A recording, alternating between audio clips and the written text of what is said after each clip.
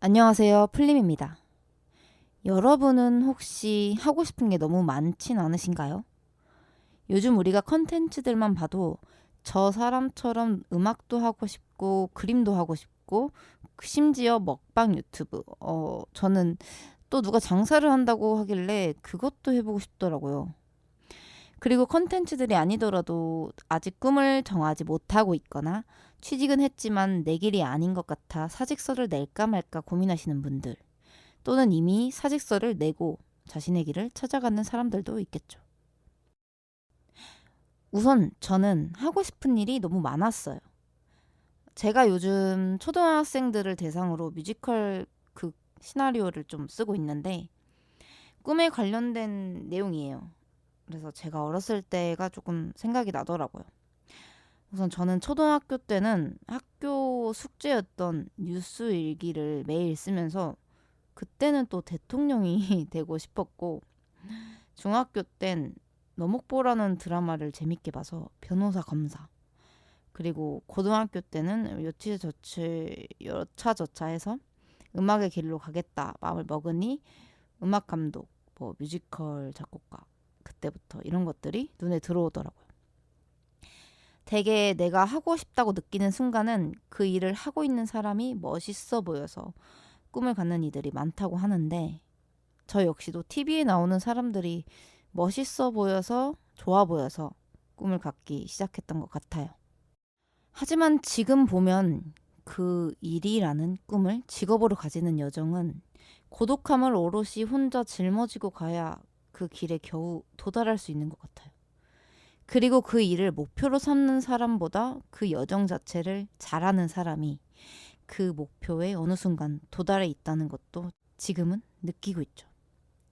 그런데 여기서 그걸 느끼고도 나는 그 일을 하고 싶지만 그 여정을 잘 해내는 사람이 아니라는 것을 저는 알고 있거든요.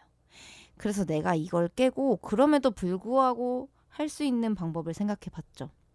바로 그 과정을 잘할 수 있도록 하는 과정은 없을까? 이렇게 생각해낸 그 첫 번째는, 내가 그 꿈을 위한 과정을 잘 하는 사람이 아니라면 그 과정을 강제로 할 수 있도록 저를 그곳에 갖다 놓는 거죠.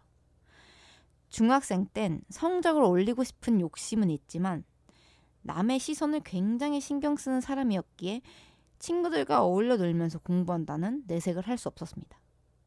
그래서 더 이상 이렇게 눈치 보면서 계속하다간 계속 이렇게 놀겠다 싶은 마음에 고등학교 진학 원서를 쓸 때 친한 친구들 모두 다른 A 고등학교, 그 고등학교는 교복이 예쁘고 집과 가까운 그런 고등학교였고, 저는 B 고등학교를 선택했어요. 혼자 친구도 없고 친한 친구도 없고 집이랑은 거리가 멀고 그리고 학구열은 굉장히 높은 그런 고등학교를 선택해서 갔죠. 이게 바로 저를 친구들 눈치 안 보고 공부를 할 수밖에 없는 환경에 제가 저를 넣은 거죠. 사실 그 환경에 있지 않다면 내가 그들과 놀 걸 잘 알기 때문에. 아직도 친구 한 명은 서운해하긴 하지만 그럼에도 그 친구는 지금까지 제일 가깝게 지내고 있습니다. 그래서 저는 여기서 인간관계는 내가 연연한다고 붙잡히는 것이 아니다. 계속 볼 사람은 내가 어디에 있어도 항상 같은 태도를 보일 것이라는 걸 알고 있죠. 그때부터 원하는 일이 있으면 최대한 그 일에 가까운 곳으로 가려고 했습니다. 제가 대학교를 입학하고 다른 동기들은 음식점, 카페, 사무 업무, 뭐 여러 가지 이런 알바들을 하는 것을 지켜봐 왔는데, 저는 음대를 진학했으니 최대한 음악과 관련된 일을 통해 돈을 벌려고 했어요. 하다못해 애들 피아노 학원이라도 이렇게 붙잡고 있었죠. 그 이유는 음악을 내가 포기하지 않을까라는 조바심 때문이었던 것 같기도 해요. 하지만 그건 조금 지금은 후회가 되긴 해요.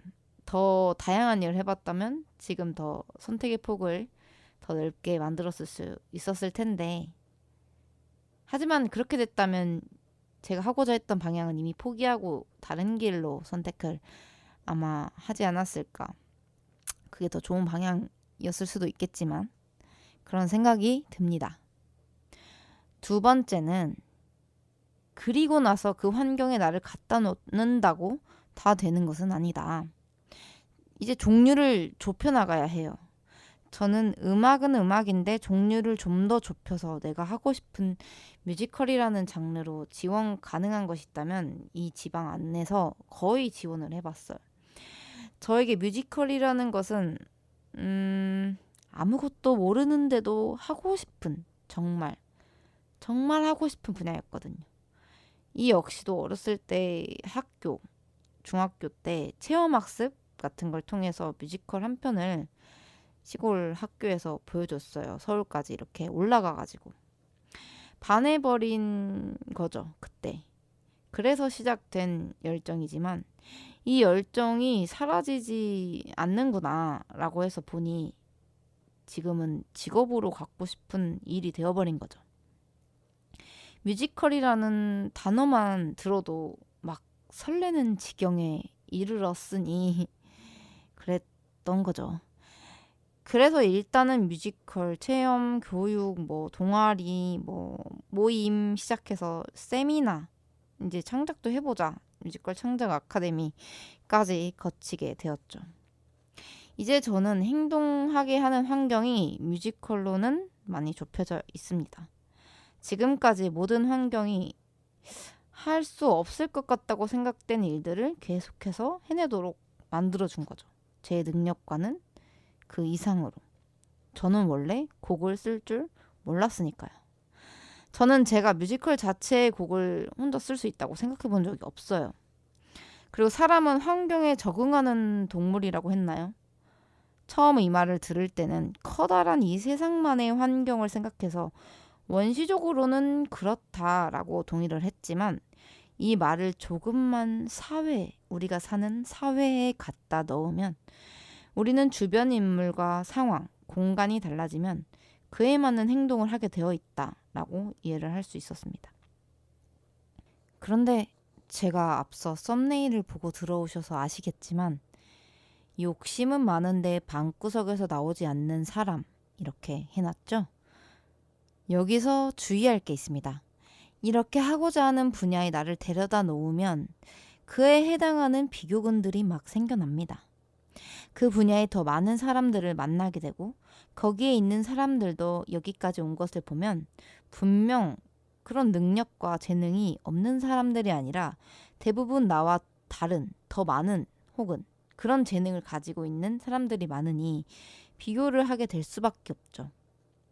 그런데 여기서 비교를 하게 되면 정말 끝도 없습니다. 그때부터 두 갈래의 길로 나뉩니다. 비교는 되긴 하지만 남 신경 쓰지 않고 계속 꾸준히 해나가는 사람, 또는 더 잘하고 싶은 마음에 아직은 내가 준비가 덜 됐네 라고 속단해버리고 방구석으로 숨어버리는 사람이죠. 저는 이 사람들이 오히려 완벽주의가 강하다고 생각해요. 계속해서 나를 원하는 환경에 나를 갖다 놓긴 하지만 뭔가 완벽하지 않은 결과물만 내놓게 되는 상황이 반복되다 보니 자꾸 주눅들게 되고, 이런 현상들이 저와 같이 창작하는 사람들에게 많이 보이죠. 뒤를 돌아보면 그 완벽하지 않은 과정조차 하지 않았다면 지금의 자신도 없다는 걸 잊은 채 말이죠. 그래서 저는 저와 같은 고충을 겪고 있는 사람들에게 이렇게 말하고 싶습니다. 너가 꼭 완벽할 필요는 없지 않아? 다시 너를 던져. 네가 원하는 곳으로. 저한테 하는 말입니다. 그럼 오늘은 여기까지 할게요. 안녕. 우리가 꼭 완벽할 필요는 없잖아.